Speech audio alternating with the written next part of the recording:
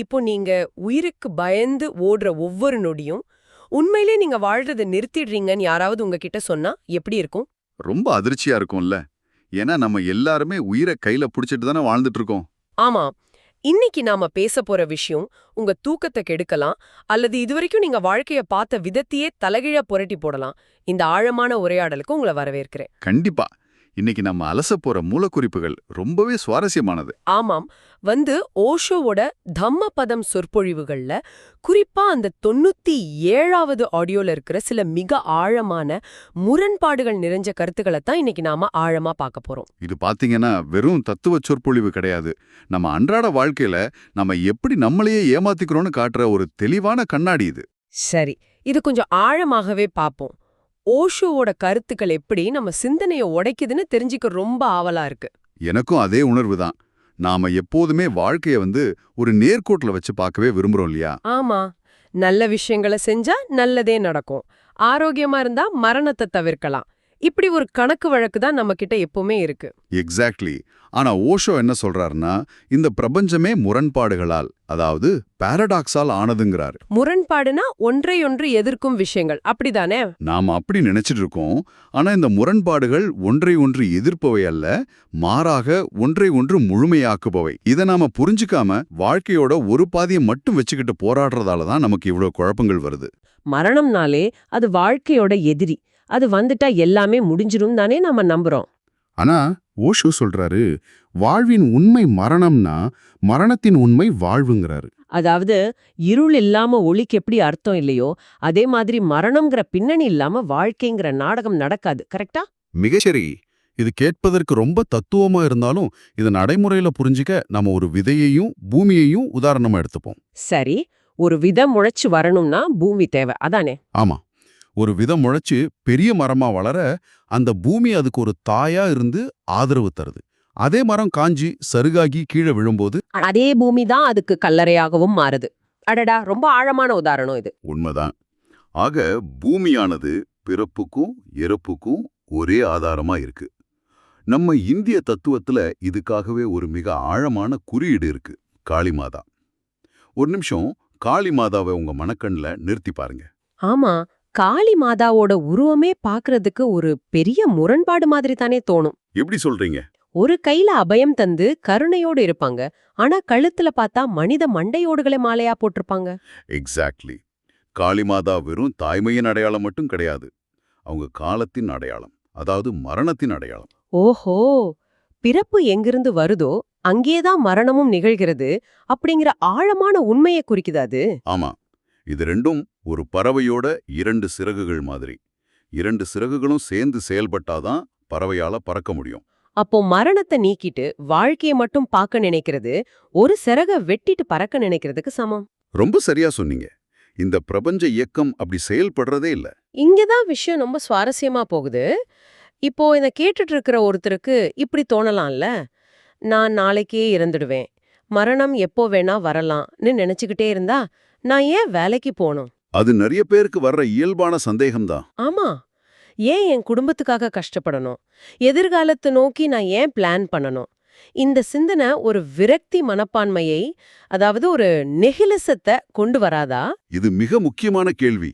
நாம மரணத்தை நினைச்சு பயப்படுறதுக்கு காரணமே நாம சேர்த்து வச்சிருக்க பதவியோ பணமோ உறவுகளோ நம்மளை விட்டு போயிடுங்கிற பயம்தான். ஆமா, நாம சேர்த்ததை விட்டுட்டு போக யாருக்கு தான் மனசு வரும்? இதுக்கு இயேசு கிறிஸ்து ரொம்ப அழகா ஒரு முரண்பாடான வரியில பதில் சொல்றாரு. தன்னை தற்காத்துக் கொள்ள நினைப்பவன் அழிந்து போவான், தன்னை அழிக்கத் தயாராக இருப்பவன் பிழைத்துக் கொள்வான். அடா, இது கேட்கவே ரொம்ப வித்தியாசமா இருக்கே. அதாவது வாழ்க்கைய யார் இறுக்கமா பிடிச்சுக்கிட்டு எனக்கு மரணமே வந்துடக்கூடாதுன்னு போராடுறானோ அவன் மரண பயத்திலேயே தன் வாழ்க்கையை தொலைச்சிடுறான். அவன் நிம்மதியா வாழ்றதே இல்லை. ஓ, அப்போ மரணத்தை ஏத்துக்கிட்டா என்ன நடக்கும்? மரணத்தை ஒரு யதார்த்தமா முழுமையா ஏத்துக்கிறவனுக்கு இழப்பதற்கு ஒன்றுமே இல்லைங்கிற மாபெரும் சுதந்திரம் கிடைக்குது. அந்த சுதந்திரத்துல தான் உண்மையான வாழ்க்கையா ஆரம்பமாகுது. சூப்பர். அப்படி என்றால் மரணத்தை மறந்துட்டு வாழ நினைக்கிறது வீட்டை சுத்தம் பண்றேன்னு சொல்லி குப்பையே கம்பளத்துக்கு அடியில தள்ளி விடுற மாதிரி தான் இல்லையா? ரொம்ப கரெக்ட். வீடு சுத்தமா இருக்குன்னு நம்மள நாமே ஏமாத்திக்கிற மாதிரி தான் இதுவும். வெளியே நாம சிரிச்சு பேசிக்கிட்டு இருந்தாலும் உள்ள அந்த மரண பயம் எப்பவுமே இருக்கும். இந்த இடத்துல தான் ரமண மகரிஷியோட அந்த பிரசித்தி பெற்ற சம்பவம் எனக்கு ஞாபகம் வருது. ஆமா, அந்த சம்பவம் இந்த விஷயத்துக்கு ரொம்ப பொருத்தமானது. அவர் மரணத்தை எதிர்த்து போராடாம அத அப்படியே ஏத்துக்கிட்டப்போ என்ன நடந்துச்சுன்னு நாம கொஞ்சம் ஆழமா பார்க்கணும். கண்டிப்பா.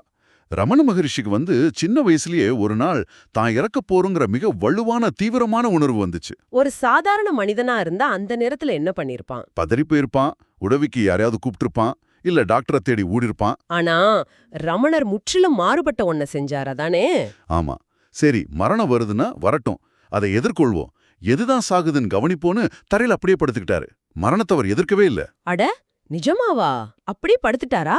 ஆமா, அவர் உடல் குளிர்ந்து விரைச்சுது, மூச்சு நின்னுச்சு. ஒரு பிணம் போலவே தன் உடலை ஆக்கிக்கிட்டார் அவரு. இத கேக்கும்போதே உடம்பு சிலிர்க்குது. அதாவது அவர் பயத்தை விட்டு விலகி ஓடாம பயத்தோட மையத்துக்கே போயிட்டாரு. எக்ஸாக்ட்லி. அவரோட உடல் இறப்ப கண்டுச்சு, ஆனா அவர் மனசுக்குள்ள இருக்கிற அந்த நாங்கிற உணர்வு மட்டும் மிக தெளிவா விழிச்சிருந்துச்சு. ஓஹோ, அப்போதான் அவருக்கு அந்த மாபெரும் விழிப்புணர்வு, அதாவது என்லைட்டன்மெண்ட் கிடைச்சுதா? ஆமா, உடலுக்கு தான் மரணமே தவிர அதை பார்த்துட்டு இருக்கிற தனக்கு, அதாவது உள்ளே இருக்கும் அந்த ஆன்மாவுக்கு மரணம் இல்லைங்கிறத ஒரு அனுபவபூர்வமா உணர்ந்தாரு. மரணம்ங்கிற இருள அவர் அரவணைச்சப்போதான் வாழ்க்கைங்கிற பேரொளி அவருக்குள் பிறந்திருக்கு, இல்லையா? ரொம்ப அழகா சொன்னீங்க. இதனாலதான் ராமகிருஷ்ணர் இறந்தப்போ சாரதா தேவி தன் வளையல்களை உடைக்கலன்னு சொல்றாங்களா? மிகச்சரி. ஏன்னா ராமகிருஷ்ணர் தான் உடல் அல்ல, தான் அழிவற்ற ஆத்மாங்கிறது சாரதாதேவிக்கு ரொம்ப ஆழமா புரிய வச்சிருந்தாரு. சரி, இப்போ நாம மரணத்தை ஏத்துக்கிறத பத்தி பேசிட்டோம். ஆனா அன்றாட வாழ்க்கையில நடக்கிற சில பிரச்சனைகளை, சில ஆட்களை நம்மால ஏத்துக்க முடியறதே இல்லையே. இது எல்லார் வாழ்க்கையிலும் நடக்கிறது தான். இதை தாங்க முடியாம தான் பலரும் எல்லாத்தையும் விட்டுட்டு அமைதியை தேடி எங்கேயாவது ஓடிடலான்னு நினைக்கிறாங்க. தப்பியோடல், அதாவது எஸ்கேபிசம்னு சொல்லுவாங்களே அது. ஆமா, நான் நிறைய பேரை பார்த்திருக்கேன். ஒரு 10 நாள் தியான முகாமிற்கு போவாங்க. அங்கே உலகமே மறந்துட்ட மாதிரி ரொம்ப அமைதியா ஒரு ஜென் நிலையில திரும்பி வருவாங்க. ஆனா அந்த அமைதி ரொம்ப நாள் நிலைக்காதே. அதுதான் பிரச்சனை. அடுத்த நாளே டிராஃபிக்ல யாராவது ஒருத்தர் வண்டிய முந்திக்கிட்டு போனா அவ்வளவுதான், அசிங்கமா திட்டத் தொடங்கிடுவாங்க. ஆமா, இது ரொம்ப பொதுவான விஷயம்தான். ஏன் அந்த அமைதி அவ்வளோ சீக்கிரம் காணாம போகுது? எங்க தூங்கினோமோ அங்குதான் விழிக்க முடியும்னு ஓஷோ கூறுவதன் அர்த்தம் என்ன? இது மனித மனதோட மிகப்பெரிய தந்திரம். பாத்தீங்கன்னா, நாம பிரச்சனை நம்மள சுத்தி இருக்கிற மனிதர்கள்ட்ட இருக்குன்னு நினைச்சு அவங்கள விட்டு ஓடுறோம். ஆனா உண்மையான பிரச்சனை நமக்குள்ளே இருக்குங்கிறத நம்ம உணர்றதே இல்ல, கரெக்டா? ஆமா, இந்த மூலக்குறிப்புகள்ல கொடுக்கப்பட்ட ஒரு அற்புதமான கும்பமேளா கதை இத மிக தெளிவா விளக்குது. ஓ, அந்த சாமியார் கதை, அத கொஞ்சம் சொல்லுங்களேன். ஒரு சாமியார் உலகத்தோட இரைச்சல் பொறுக்க முடியாம எல்லாத்தையும் துறந்துட்டு இமயமலைக்கு செல்றாரு. அங்கே 30 வருஷம் தனிமையில கடும் குளிர்ல தவம் செய்யறாரு. 30 வருஷமா? அது ரொம்ப பெரிய விஷயமாச்சே. ஆமா, 30 வருஷம் கழிச்சு அவருக்கு ஒரு அசைக்க முடியாத நம்பிக்கை வந்துருது. நான் என் கோபத்தை ஜெயிச்சிட்டேன், என் மனசை முழுமையா கட்டுப்படுத்திட்டேன்னு. 30 வருஷம் எந்த மனிதரையும் பார்க்காம இருந்தா அப்படி ஒரு நம்பிக்கை வரது சகஜம்தானே. அந்த நம்பிக்கையோட அவர் கீழே இறங்கி கும்பமேளா கூட்டத்துக்கு வர்றாரு. கும்பமேளான்னா லட்சக்கணக்கான மக்கள் இருப்பாங்களே. ஆமா, அந்த நெரிசல்ல யாரோ ஒரு சாதாரண மனிதர் தவறுதலா அந்த சாமியாரோட காலம் மிதிச்சிடுறாரு. அடுத்த நொடி என்ன நடந்துச்சு தெரியுமா? அவர் கோபப்பட்டு கத்திருப்பாரோ? கத்துனது மட்டும் இல்ல, அந்த சாமியாருக்கு கோபம் தலைக்கேறி காலம் மிதிச்சவரை பிடிச்சு கண்மூடித்தனமா அடிக்க தொடங்கிட்டாரு. அட கடவுளே! அப்படியென்றால் அந்த 30 வருடகால இமயமலை தவம் ஒரே ஒரு நொடியில ஒருத்தரோட கால் பட்டதும் காணாம போயிடுச்சா? அதுதான் இங்குள்ள சூட்சமம். பாத்தீங்களா? அந்த சாமியாருக்கு கோபம் வரலேன்னு அவர் நினைச்சதுக்கு காரணம் அவரோட கோபத்தை தூண்டும் சூழ்நிலையோ மனிதர்களோ இமயமலையில இல்லைங்கிறது தான். ஓ, தட்டி எழுப்ப ஆள் இல்லாததால அவரோட கோபம் உள்ள தூங்கிட்டு இருந்துச்சே தவிர அது அழியல. எக்ஸாக்ட்லி. இத நாம் அன்றாட வாழ்க்கையோட ஒப்பிட்டு பார்க்கலாம். உலகம் ஒரு உடற்பயிற்சி கூடம், அதாவது ஒரு ஜிம் மாதிரி. ஆமா, ஜிம்முல நாம எடைய தூக்க தான் நம்ம தசைகள் இறுகும், நாம வலிமை அடைவோம். அதை விட்டுட்டு நான் எடை தூக்க மாட்டேன், எனக்கு அது கஷ்டமா இருக்குன்னு ஓரமா படுத்துக்கிட்டா நீங்க எப்படி வலிமை பெற முடியும்? ரொம்ப அருமையான உதாரணம். அதே போலதான் நம்மள சுத்தி இருக்கிற எரிச்சலூட்டும் மனிதர்களும் கடினமான சூழ்நிலைகளும் தான் நம்ம மனதை வலிமையாக்கும் எடைகள், இல்லையா? கண்டிப்பா. அவங்க கிட்ட இருந்து ஓடி ஒளிபவர்கள் கோழைகள்னு ரொம்ப ஆணித்தரமா ஓஷோ பதிவு செய்யறாரு. உலகத்தோட இடையூறுகள் தான் நம்மள விழிப்படைய செய்யும் சவால்கள். இதனாலதான் பதஞ்சலி முனிவர் கூட ஒரு நடன கேளிக்கைக்கு சென்றாருன்னு ஒரு கதை வருதே. ஆமா, பதஞ்சலி முனிவர் கதையில அவரோட சீடன் சைத்ராக்கு ஒரு சந்தேகம் வரும். சித்தம் அடங்குவதுதான் யோகம்னு சொல்ற என் குரு ஏன் நடன நிகழ்ச்சிகளுக்கு போறாருன்னு கேட்பான். அதுக்கு பதஞ்சலி சொல்லும் விளக்கம் ரொம்ப அற்புதமானதில்ல. ஆமா, உலக இன்பங்களை கண்டு பயந்து ஓடுறது உண்மையான துறவரமான அவர் கேக்குறாரு. அதுக்கு ஒரு உதாரணம் சொல்றாரு பாருங்க. பிச்சைக்காரர்கள் சோறு கேட்டுடுவாங்களோன்னு பயந்து வீட்ல சமைக்கிறதையே நிறுத்துறது எவ்வளவு முட்டாள்தனமோ அது மாதிரி தானே. கரெக்ட். அதே போலத்தான் ஆசைகள் வந்துடுமோன்னு பயந்து உலகத்தை விட்டு ஓடுறதுங்கிறாரு. அரடா, அந்த உலக இன்பங்களுக்கு மத்தியிலும் இரைச்சலுக்கு மத்தியிலும் தனக்குள்ள இருக்கிற அந்த அமைதியை கெடுக்காம இருக்கிறதே உண்மையான யோகம். மிக சரி. சவால்களை விட்டு ஓடுவது யோகம் அல்ல, சவால்களுக்கு நடுவே சலனம் இல்லாமல் இருப்பதே யோகம். இது ரொம்ப ஆழமான ஒரு பாயிண்ட். அப்படியென்றால் நம்ம அமைதியை தேடி இமயமலைக்கு ஓடணும்னு நினைக்கிறது அமைதியின் மீதான காதலால் கிடையாது. பின்ன எதனால்? நம்மளோட அகங்காரத்தால், அதாவது ஈகோவால. தினசரி யதார்த்தங்களை எதிர்கொள்ள முடியாததால தான் நாம ஓடுறோம், அப்படிதானே? 100க்கு 100 உண்மை. இப்போ இந்த அகங்காரம்ங்கிற விஷயத்துக்கு வருவோம். சரி, அகங்காரம்னா என்ன? இது குறித்து ஓஷோ கூறும் விளக்கம் எனக்கு ரொம்ப புதுசாகவும் கொஞ்சம் அதிர்ச்சியாகவும் இருந்துச்சு. ஓஷோ என்ன சொல்றாருன்னா, அகங்காரம் என்பது நான் ஒன்றுமே இல்லைங்கிற தாழ்வு மனப்பான்மையை மறைக்க நாம போடும் ஒரு முகமூடிங்கிறாரு. ஈகோங்கிறதே தாழ்வு மனப்பான்மையோட வெளிப்பாடு தானா? இது கொஞ்சம் விளக்குங்களேன். இதை நாம உளவியல் ரீதியா, அதாவது சைக்கோலாஜிக்கலா புரிஞ்சிக்க முயற்சி பண்ணணும். ஒரு குழந்தை பிறக்கும்போது அதுக்கு எந்த அகங்காரமும் இருக்கிறதில்ல. ஆமா, அது ரொம்ப இயல்பா எதை பற்றியும் கவலைப்படாம இருக்கும். ஆனா அது வளர வளர நீ முதல் மார்க் வாங்கணும், நீ சாதிச்சு காட்டணும், நீ வரலாற்று புத்தகத்துல இடம் பிடிக்கணும்னு இந்த சமூகம் அதை துரத்தத் தொடங்குது. ஓ, அப்போதான் அந்த மனிதனுக்குள்ள ஒரு விதமான பயம் உருவாகுது. நான் ஒன்றுமே இல்லையோ, நான் ஒரு சாதாரண மனிதன்தானோங்கிற பயம். எக்ஸாக்ட்லி. தனக்குள்ள இருக்கிற அந்த வெற்றிடத்தை, அந்த எம்டினஸ, தாழ்வு மனப்பான்மைய மறைக்கவே மனிதன் பெரிய பெரிய பதவிகளையும் செல்வத்தையும் தேடி ஓடுறான். வரலாற்று உண்மைகளை பார்த்தா இது தெளிவா புரியுது. இப்போ நெப்போலியன் உலகத்தையே வென்ற பேரரசனாக இருந்தான். ஆனா அவனுக்குள்ள தன் உயரம் ரொம்ப குறைவுங்கிற மாபெரும் தாழ்வு மனப்பான்மை இருந்துச்சு இல்லையா? ஆமா. அதே போல ரஷ்ய புரட்சியை நடத்திய மகாபெரும் தலைவர் லெனின் தன் கால்கள் குட்டையாயிருக்குங்கிறதுக்காகவே அவர் எவ்வளவு தாழ்வு மனப்பான்மையோட இருந்தாருங்கிறது பலருக்கும் தெரியாது.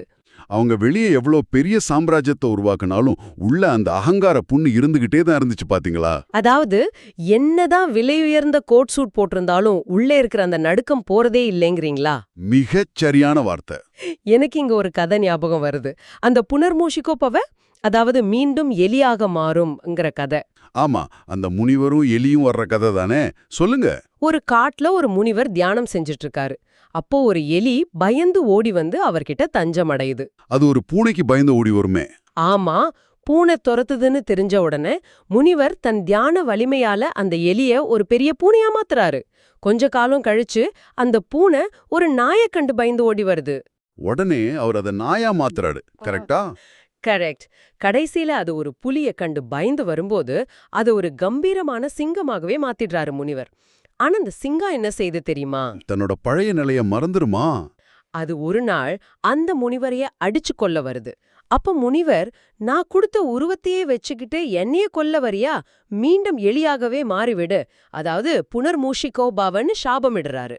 இது இன்றைய கார்ப்பரேட் உலகத்துக்கு எவ்வளோ பெரிய உண்மை. ஆமாங்க, நாம ஒரு சாதாரண நிலையில இருந்து ஒரு கம்பெனியோட சிஇஓ ஆகிறது போல இது இருக்கு. ஆனா பதவிங்கிற சிங்கத்தோட உடம்பு வந்தாலும் உள்ள இருக்கிற அந்த பயந்த எலியோட மனம் அப்படியே தான் இருக்கு இல்லையா? மிகச்சரியான ஒப்பீடு. நீங்க வெளியில என்னவாக மாறினாலும் பதவியோ பணமோ உங்க உடலை சுற்றியுள்ள உருவத்தை மாத்துமே தவிர உங்க மனதோட தன்மைய மாத்தாது.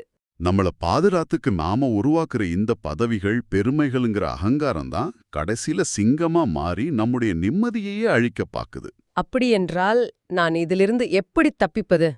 எனக்கு அகங்காரமே வேண்டாம். நான் எல்லா போட்டிகளிலிருந்தும் விலகி நிற்கிறேன். விலகி நின்னா ஈகோ போயிடுமா என்ன? நான் என் கார், வீடு எல்லாத்தையும் வித்துட்டு நான் ரொம்ப எளிமையா ஒரு மினிமலிஸ்ட் போல வாழப் போறேன்னு நான் முடிவெடுத்தா ஏன் அகங்காரம் அழிஞ்சிடுமா? இல்ல, கண்டிப்பா அது உங்க அகங்காரத்தை அழிக்காது. அது அகங்காரத்துக்கு புதிய ஆடைகளை உடுத்தும், அவ்வளவுதான். ஓஹோ, அப்படியா? ஆமா, இதையே ஓஷோ நுட்பமான அகங்காரம், அதாவது சப்டில் ஈகோன்னு சுட்டி காட்டுறாரு. நான் எவ்ளோ எளிமையானவன் தெரியுமா? நான் சோஷியல் மீடியாவெல்லாம் பயன்படுத்துறதில்ல. நான் டிஜிட்டல் டீடாக்ஸ் செய்றேன்னு பெருமைப்படுறது கூட ஒருவித அகங்காரம் தானே. எக்ஸாக்ட்லி. இதுக்கு அந்த மூலக்குறிப்புங்கள்ல ஒரு சுவாரஸ்யமான சூஃபி கதை இருக்கு. சொல்லுங்க கேப்போம். ஒரு பேரரசன் தன் பழைய நண்பனான ஒரு நிர்வாண பக்கிரிய தன் அரண்மனைக்கு அழைக்கிறான். அந்த பக்கிரி எல்லாத்தையும் துறந்தவன். அரசன் தன் செல்வத்தை காட்டுறதுக்காக அரண்மனையில பெரிய கம்பளங்கள் விரிச்சிருப்பானே. ஆமா, பல லட்சம் ரூபாய் மதிப்புள்ள மிக மென்மையான விலை உயர்ந்த கம்பளங்களை விரிச்சு வைக்கிறான். ஆனா அந்த பக்கிரி அரண்மனைக்குள்ள நுழையும் போது என்ன செய்றான் தெரியுமா? அவன் வேணும்னே வெளியே சென்று சேற்றுல கால்களை மிதிச்சுட்டு அந்த சேறு படிந்த கால்களோட அந்த பல லட்சம் மதிப்புள்ள கம்பளத்துல நடந்து வர்றான். கரெக்டா புடிச்சிங்க. அவன் ஏன் அப்படி செய்றான்? அரசனோட ஈகோவை உடைக்கிறதுக்காகவா? இல்ல, அங்கதான் விஷயமே இருக்கு. பேரரசன் தன் செல்வத்தை காட்டி கர்வம் கொள்றானா, இந்த பக்கிரி தன் ஏழ்மையை காட்டி கர்வம் கொள்றான். அட, உன் செல்வத்தை விட என் ஏழ்மை பெரியது, உன்னை விட நான் பெரிய துறவிங்கிற அவனுடைய அகங்காரம் அந்த சேற்றின் மூலமா வெளிப்படுது, அப்படிதானே? மிகச்சரி. ஒருத்தன் செல்வத்தை பிடிச்சுக்கிறான், இன்னொருத்தன் வறுமையை பிடிச்சுக்கிறான். 2 பேரோட அகங்காரமும் ஒண்ணுதான். இது புத்தர் மிக தெளிவா சொல்றாருன்னு குறிப்புகள்ல இருக்கே. ஆமா, அகங்காரத்தை உங்களால சண்டையிட்டு அழிக்க முடியாது. நான் ஒரு சூன்யம், நத்திங்னஸ், என்கிட்ட ஒன்றுமே இல்லைங்கிறத நீங்க எப்போ எந்த விதமான பெருமையும் இன்றி இயல்பா ஏத்துக்கிறீங்களோ, ஒரு மலைய போலவோ மரத்தை போலவோ எந்த சலனமும் இல்லாம ஏத்துக்கணும், கரெக்டா? ஆமா, அப்போதான் அகங்காரம் தானாகவே உதிர்ந்து விடும். ஆனா இத ஏத்துக்கிறது மனித மனசுக்கு எவ்வளவு கஷ்டம். நாம எல்லாத்துலயும் ஒரு உத்தரவாதத்தை, அதாவது ஒரு கேரண்டிய தேடுறோம். கண்டிப்பா. நான் என்னோட அகங்காரத்தை விட்டா எனக்கு பதிலா கடவுள் என்ன கொடுப்பார், எனக்கு நிம்மதி கிடைக்குமாங்கிற கணக்கு வழக்கு தான் எங்கும் இருக்கு. இது ஒரு வியாபார புத்திய தவிர உண்மையான தேடல் அல்லங்கிறது ரொம்ப தெளிவா புரியுது. 100க்கு 100 உண்மை. உங்க கணக்கு வழக்கோட நீங்க உலக பார்க்கும்போது உலகம் வேற மாதிரி தெரியும். ராமாயணத்துல வர்ற ஒரு சின்ன சம்பவம் இது அழகா விளக்குது, பாத்தீங்களா? அந்த மகாராஷ்டிர சந்த் ராம்தாஸ் கதையா? ஆமா, சந்த் ராம்தாஸ் ஒரு முறை சீத்தை அசோகவனத்துல இருந்ததை பத்தி ராமாயண கதை சொல்லிட்டு இருக்காரு. அப்போ அவரு சீதை உட்கார்ந்திருந்த அசோகவனத்துல அற்புதமான வெள்ளைப்பூக்கள் பூத்திருந்துச்சுன்னு சொல்றாரு. அந்த கூட்டத்துல அனுமனும் மாறு வேஷத்துல உட்கார்ந்து கதை கேட்டுட்டு இருக்காரு. ஆமா, அனுமனால பொறுக்க முடியல. அவர் எழுந்து, இல்ல நான் நேரில் பார்த்தேன், அங்க பூத்திருந்தது சிவப்பு பூக்கள்னு சண்டையிடுறாரு. 2 பேருக்குமே ஒருத்தர் விட்டு கொடுக்க மனசில்ல. கடைசியில ராமன் கிட்டயே சென்று நியாயம் கேக்குறாங்கல்ல. ஆமா, ராமன் என்ன சொல்றானா, ராம்தாஸ் சொல்வதுதான் சரி, அங்கு பூத்திருந்தது வெள்ளைப்பூக்கள் தானுங்கிறான். அனுமனுக்கு ஒரே அதிர்ச்சி. அவர் நேர்ல பாத்திருக்காரே, அப்புறம் எப்படி ராமன் அப்படி சொன்னான்? அப்போ ராமன் விளக்குறான், ராம்தாஸ் இதை ஒரு ஆன்மீக பார்வையோடு தூய்மையான அமைதியான மனநிலையோட பார்க்கிறார். அதனால அவருக்கு அது வெள்ளையா தெரிஞ்சுது. ஓஹோ, அப்ப அனுமன் பார்த்த பார்வை வேறயா? ஆமா, ஆனா அனுமனே, நீ அங்கே சென்றபோது உன் மனம் ராமனை பிரிந்த துயரத்திலும் சீதையை தேடும் பதற்றத்திலும் ராவணன் மீதான கோபத்திலும் இருந்துச்சு. உன் கண்கள் கோபத்தால சிவந்திருந்துச்சு, அதனால வெள்ளை பூக்கள் கூட உன் கண்களுக்கு இரத்த சிவப்பா தெரிஞ்சுது சொன்னான். ஆஹா, எவ்வளவு அருமையான விளக்கம் இல்ல? ஆமா, வெளி உலக உண்மைகளை விட நம்ம உள்ளத்தோட தன்மையே நாம உலகை பார்க்கும் விதத்தை தீர்மானிக்குது. கண்டிப்பா. நாம எந்த கண்ணாடியை அணிஞ்சிருக்கோமோ உலகமும் அதே நேரத்துல தான் தெரியும். அதுதான் உண்மை. நம் பார்வைய, அதாவது திருஷ்டிய மாத்தினால் மட்டுமே நாம வாழ்ற உலகம் சிருஷ்டி மாறும். பிரச்சனை உலகத்துல இல்ல, நாம உலகத்தை எப்படி பார்க்கறோங்கிறதுல தான் இருக்கு. மகிழ்ச்சிங்கிறது உலகத்தை விட்டு ஓடுறதால கிடைக்காது, உலகத்தை பார்க்கும் பார்வையை மாற்றுவதால் மட்டுமே கிடைக்கும். இதை விட தெளிவா சொல்லவே முடியாது. நாம ஆரம்பத்துல வாழ்க்கைய ஒரு கணக்கு நோட்டா போல பாக்குறோம்னு பேசணும்ல. ஆமா, 1+1 2ன்னு வாழ்க்கைய ஒரு ஃபார்முலாவா பார்த்தோம். ஆனா இன்றைய விவாதத்துக்கு பிறகு வாழ்க்கை என்பது ஒரு திறந்த வேலிங்கிறது புரியுது. இருளும் ஒளியும் சேர்ந்ததுதான் ஒரு நாள். வாழ்வும் மரணமும் பின்ன பின்னியதுதான் இந்த பிரபஞ்சம். மிகச்சரியான கன்க்ளூஷன். இந்த முரண்பாடுகளை நாம விலக்கி வைக்காம ஒன்னா அரவணைக்கும் போதுதான், ஓடாம நின்னு எதிர்கொள்ளும் போதுதான் அந்த கணக்கு முழுமையாகுது. இந்த முரண்பாடுகளை ஏத்துக்கிறதும் நம்மோட அகங்காரத்தின் முகமூடிய கழற்றி வீசுறதும் தான் உண்மையான விழிப்புணர்வுக்கான முதல் படி. ரொம்ப சிறப்பா தொகுத்துட்டீங்க. இருக்கிறவங்களுக்கு ஒரு ஆழமான கேள்வியை முன்வைக்க விரும்புறேன். கொஞ்சம் சிந்திச்சு பாருங்க. ஆமா, கேளுங்க. உங்க வாழ்க்கையில இன்னைக்கு உங்களை ரொம்ப எரிச்சலூட்டும் நபர் அல்லது நீங்க தப்பிச்சு ஓட நினைக்கும் ஒரு சூழ்நிலை, அது உங்க எதிரி அல்லாம இயற்கை உங்களை விழிப்படைய செய்ய கொடுத்த மிகச்சிறந்த பயிற்சி உபகரணமா ஒரு ஜிம் எக்யூப்மெண்டா இருந்தா எப்படி இருக்கும்? வாவ், ரொம்ப பவர்ஃபுல்லான கேள்வி இது. உங்க அகங்காரத்தை உடைக்க வந்த ஒரு வாய்ப்பா அது இருந்தா எப்படி இருக்கும்? அதை விட்டு ஓடாம உங்க மனதை வலிமையாக்க அதை எப்படி பயன்படுத்த போறீங்க? இதை இன்றே கொஞ்சம் சிந்திச்சு பாருங்க. கண்டிப்பா சிந்திக்க வேண்டிய விஷயம். இவ்ளோ நேரம் கேட்டதுக்கு ரொம்ப நன்றி. இந்த Tamil voice reads channel monetisation இல்லாம தான் நடக்குது. இந்த ஆடியோ புத்தகம் உங்களுக்கு பயன் தருது என்று நினைத்தால் இந்த முயற்சி தொடர்ந்து போக உங்க ஆதரவு மிகவும் உதவும். என்னுடைய இந்த முயற்சிக்கு நன்கொடை அளிக்க விருப்பம் இருந்தால் டிஸ்கிரிப்ஷன்ல கொடுக்கப்பட்டுள்ள UPI ஐடி மூலம் வழங்கலாம். உங்களால் முடிந்த அளவு போதும். சிறிய ஆதரவும் பெரிய உதவிதான். இந்த வீடியோ உங்களுக்கு பயனுள்ளதாக இருந்தால் சப்ஸ்கிரைப் பண்ணுங்க, மற்றவர்களுக்கும் பகிர்ந்து கொள்ளுங்கள். இந்த கருத்துக்கள் அவர்களுக்கும் தேவையாக இருக்கலாம். லைக் பண்ணுங்க, உங்க கருத்துக்களை கமெண்ட்ல பகிருங்க. மனப்பூர்வமான நன்றி.